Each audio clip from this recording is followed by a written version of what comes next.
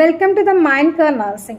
Today I am going to discuss regarding what is mental illness. In general, an individual may be considered to be mentally ill if the person's behavior causing distress and suffering to self or others. And also their behavior may affect their entire function, their productive life and their relationship and their day-to-day activities.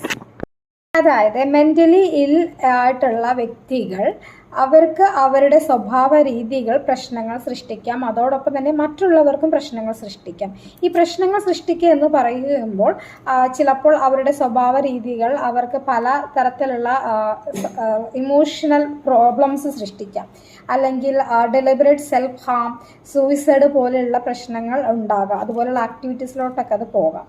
മറ്റുള്ളവരെ ഉപദ്രവിക്കാം, സാധനങ്ങൾ നശിപ്പിക്കാം, പിന്നെ അവരുടെ ആ പെരുമാറ്റ രീതികൾ അവരുടെ entire ഫങ്ഷനെ effect ചെയ്യാം. ഈ എൻറ്റയർ ഫങ്ഷൻസ് എന്ന് പറയുമ്പോൾ അവരുടെ ഡേ ടു ഡേ